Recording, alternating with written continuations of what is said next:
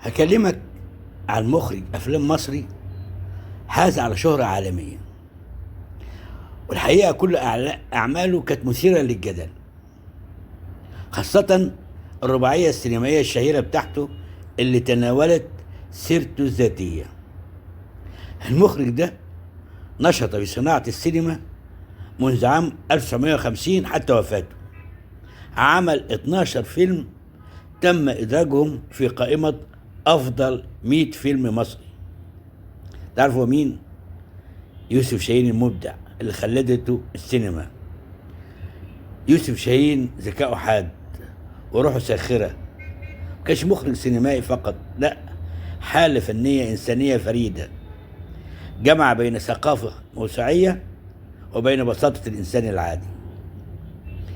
في أواخر الثمانينات وأثناء زيارة الرئيس الأسبق محمد حسني مبارك لباريس لحضور حفل عشاء على شرفي، الرئيس الفرنسي ماتران قال كلمة فيها أشد بمين؟ قال إن العلاقة المصرية الفرنسية لا تبدأ بنابليون وشامبليون فقط، ولا تنتهي بدريدة أو يوسف شاهين.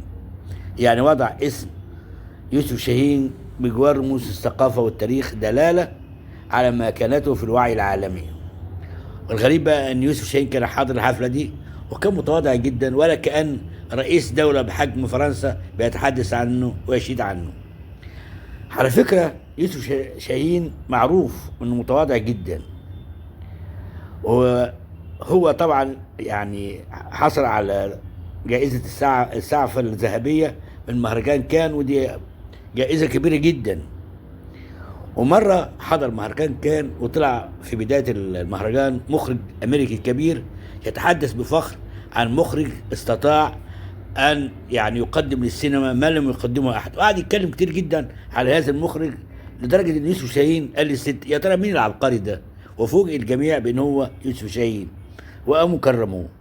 أنا عايز أقول لك أن يوسف شاهين مش مجرد مخرج، ده صوت ضمير ومثقف حر، وصنع افلام هتظل حاضره فعلا، زي باب الحديد ونصر صلاح الدين وحدوته مصريه والمهاجر والمصير وغيرها. الحقيقه يوسف شاهين مش مجرد اسم في تاريخ السينما، لا، يوسف شاهين ده رمز من رموز الثقافه الخالده ومصباح اضاء الطريق الواعي. على فكره الدكتور مصطفى الفقي ذكر حكايات كتيرة ومنها القصة اللي قلتها لك دي في كتابه شخصيات على الطريق. تحياتي واشكرك انك استمعت الي.